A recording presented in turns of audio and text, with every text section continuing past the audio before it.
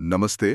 नमस्ते। आज हम एक बहुत ही ठोस विषय पर बात करने वाले हैं। कि आखिर एक सिविल इंजीनियर बनता कैसे है।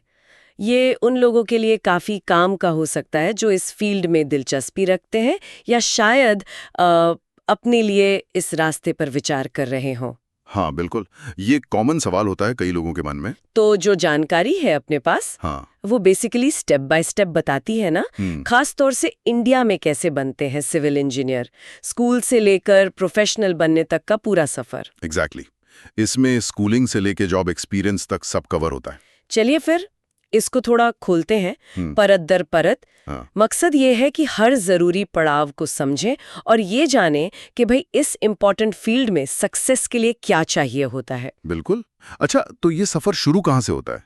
मतलब क्या स्कूल में ही ये कीड़ा काटता है कि सिविल इंजीनियरिंग करनी है? हाँ। देखिए, अक्सर शुरुआत तो स्कूल में ही होती है। जरूरी नहीं कि पहले दिन से पता हो, पर हाँ, मैथ्स और साइंस, खासकर फिजिक्स में अगर इंटरेस्ट है तो वो एक पहला इशारा हो सकता है।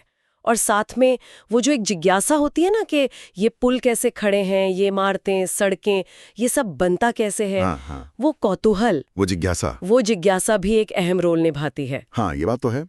फिर आता है 11वीं 12वीं का टाइम, जब सब्जेक्ट चुनने होते हैं।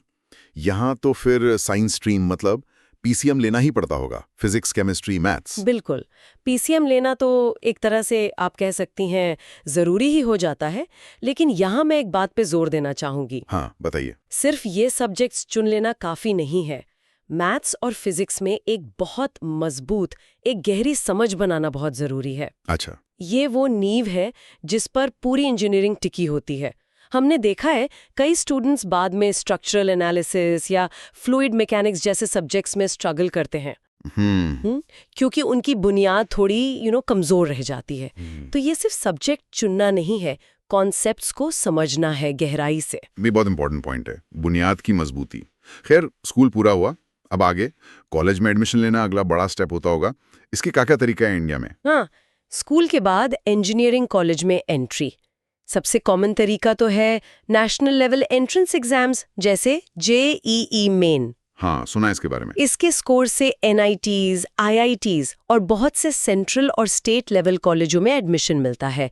फिर आईआईटीज के लिए जेईई एडवांस्ड है। हाँ, और स्टेट्स के अपने एग्जाम्स भी होते हैं। बिल्कुल, कई राज्यों की अपनी इंजीनियरिंग एंट्रेंस परीक्षाएं होती हैं जो उन स्टेट्स के कॉलेजों के लिए होती हैं। और एक और रास्ता है जो शायद थोड़ा कम पॉपुलर हो। वो क्या? Polytechnic diploma.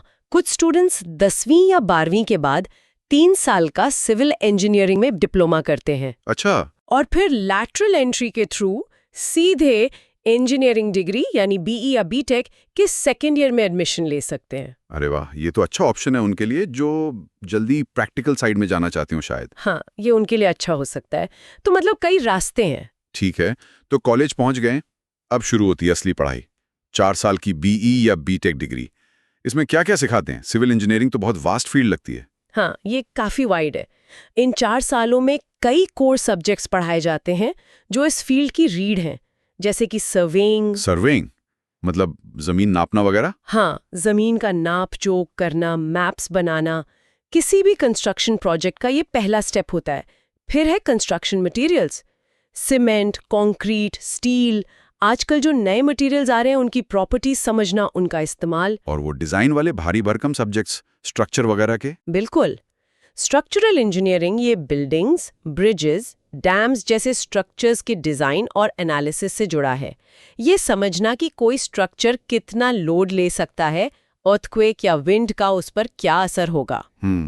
इसी तरह जियो टेक्निकल इंजीनियरिंग है जो मिट्टी और चट्टानों की स्टडी करती है, क्योंकि आखिर कोई भी स्ट्रक्चर जमीन पर ही तो टिकता है। सही बात है। सच कहूं तो स्ट्रक्चरल और जियो टेक्निकल में अच्छी पकड़ होना अक्सर एक सिविल इंजीनियर के करियर के लिए बहुत क्रिटिकल होता है, क्योंकि यहीं सबसे मुश्किल डिजाइन प्रॉब्लम्स आती हैं। दिलचस्प। और क्या होता है? ट्रांसपोर्टेशन इंजीनियरिंग है जिसमें रोड्स, हाईवेज, रेलवे, एयरपोर्ट्स की प्लानिंग और डिजाइन आता है। फिर एनवायरमेंटल इंजीनियरिंग जो आजकल बहुत जरूरी हो गई है। माँ बिल्कुल। पानी साफ करना, वेस्ट मैनेजमेंट, पोल्यूशन कंट्रोल और water resources engineering, dams, canals, pipelines का मैनेजमेंट और डिजाइन। ये सब मिलके स्टूडेंट को एक ओवरऑल अंडरस्टैंडिंग देते हैं। बाप रे, इतने सारे सब्जेक्ट्स। लगता है सिविल इंजीनियरिंग स्टूडेंट्स के पास खाली टाइम तो बचता ही नहीं होगा। हाँ, मेहनत तो काफी लगती है। लेकिन मुझे हमेशा ये लगता है कि ये जो सब किताबों में पढ़ा, क्लासरूम में सीखा, वो असली कंस्ट्रक्शन साइट से कितना जुड़ पाता है।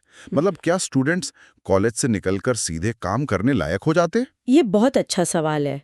देखिए, किताबी ज्ञान तो जरूरी है, वो नींव है, लेकिन असली समझ, वो प्रैक्टिकल नॉलेज तो फील्ड पर ही आती है। इसीलिए डिग्री के दौरान इंटर्नशिप या प्रैक्टिकल ट्रेनिंग की वैल्यू बहुत ज्यादा है। ये सिर्फ करिकुलम का हिस्सा नहीं है, ये लर्निंग प्रोसेस का एक इंटीग्रल पार्ट है। तो इंटर्नशिप के लिए कहाँ जाते हैं स्टूडेंट्स? क्या ऑप्शंस होते हैं? कई ऑप्शंस हैं।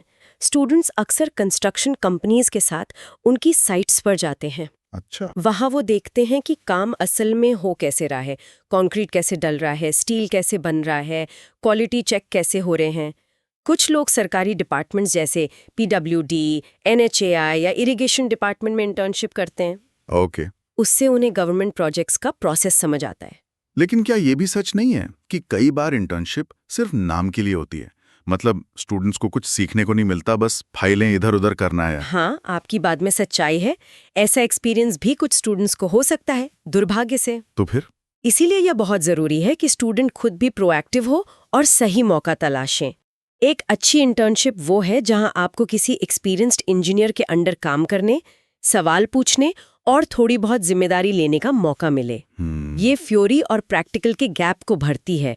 ये सिर्फ सर्टिफिकेट लेना नहीं है, ये रियल एक्सपीरियंस हासिल करना है, जो आपके रेज्यूमे को भी स्ट्रांग बनाता है और आपको इंडस्ट्री रेडी करता है। समझ गया। तो डिग्री हो गई, इंटर्नशिप से थोड़ा प्रैक्टिकल तजुर्बा भी मिला। अब आगे क्या? करियर शुरू करने से पहले कोई लाइसेंस या सर्टिफिकेशन वगैरह लेना पड़ता है क्या इंडिया में? देखिए, अमेरिका या कनाडा जैसे कुछ देशों की तरह इंडिया में सिविल इंजीनियरिंग प्रैक्टिस करने के लिए कोई मैंडेटरी प्रोफेशनल लाइसेंस जैसे PE लाइसेंस नहीं है। अच्छा, ये क्लियर हुआ। पर इसका मतलब ये नहीं कि सर्टिफिकेशन का कोई महत्व ही नहीं है।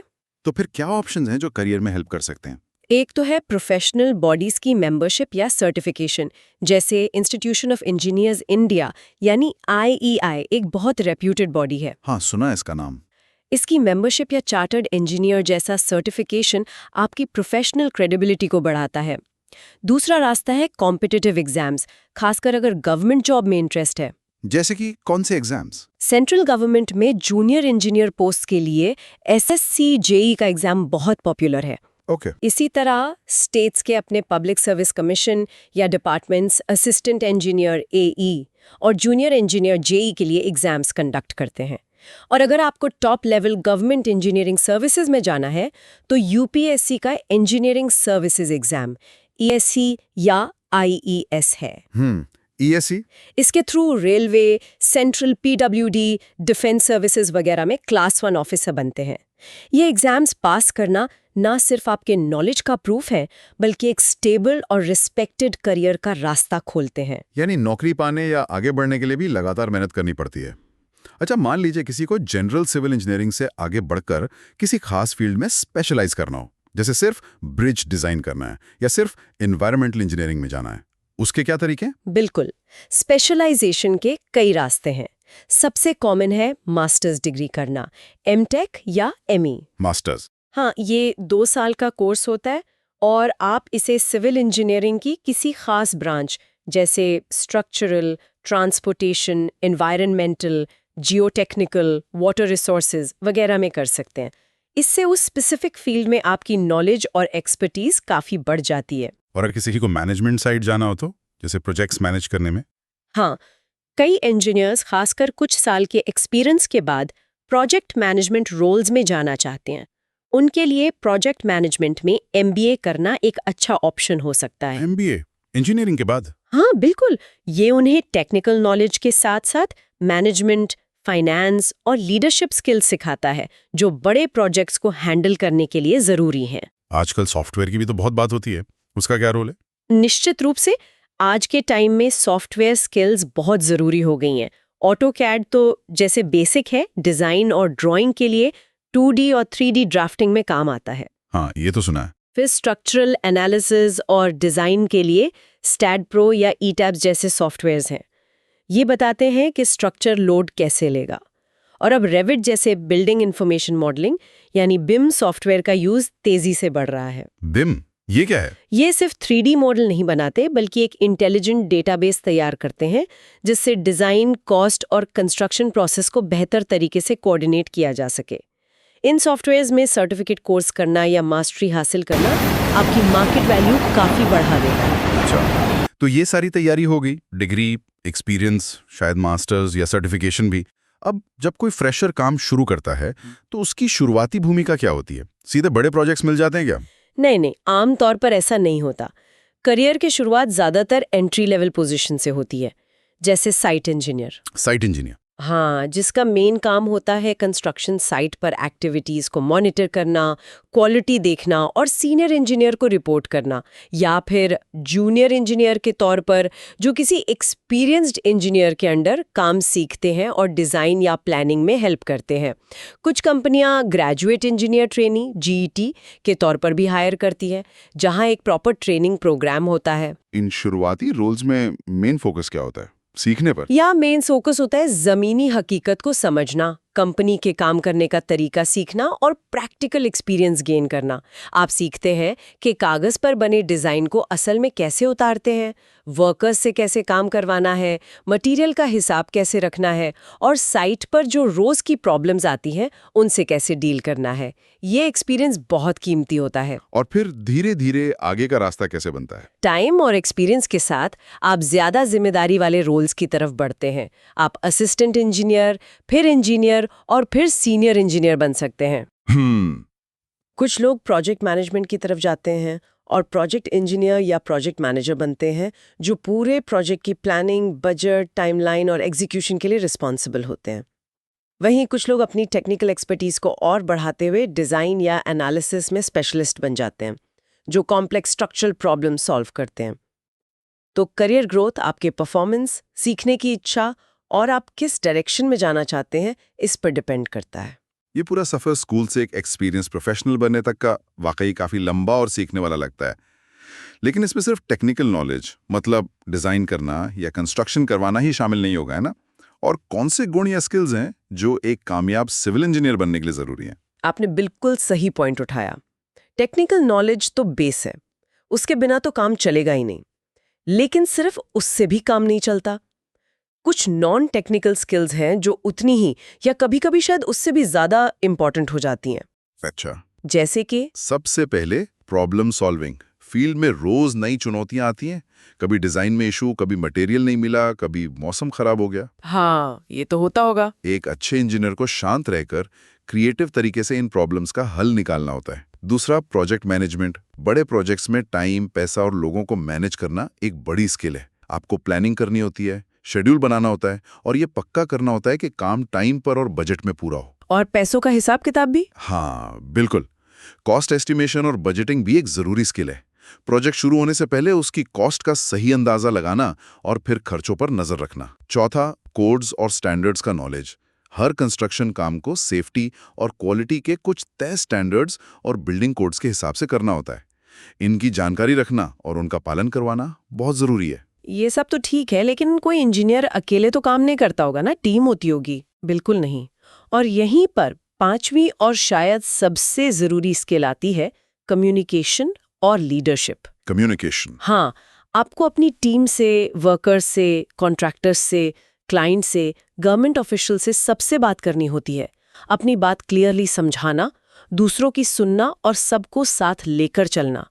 अक्सर आपको टीम को लीड भी करना होता है। हमने देखा है कि असली तरक्की उन इंजीनियर्स की होती है जिनकी प्रॉब्लम सॉल्विंग और कम्युनिकेशन स्किल्स बहुत अच्छी हों।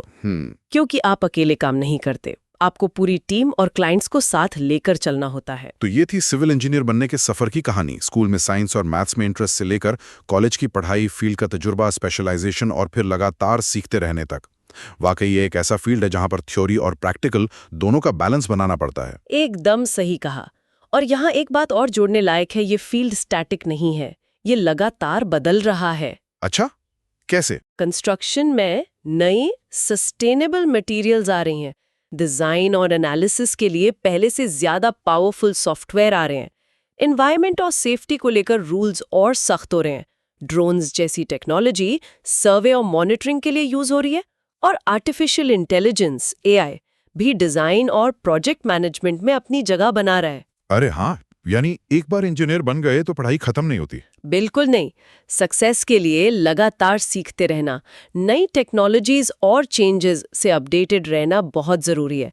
नॉलेज हासिल करना तो एक स्टेप है, लेकिन उसे बदलते टाइम के साथ अप्लाई करते रहना ही असली चैलेंज और अपॉर्चुनिटी है।